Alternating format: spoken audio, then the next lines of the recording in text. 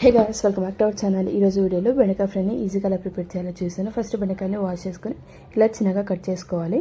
ఇప్పుడు ఒక mixie jar తీసుకొని అందులోకి 7-8 వెల్లుల్లి రెబ్బలు, కొన్ని జీలకర్ర, ఉప్పు, కారం వేసుకుని పేస్ట్ లాగా గ్రైండ్ చేసుకోవాలన్నమాట.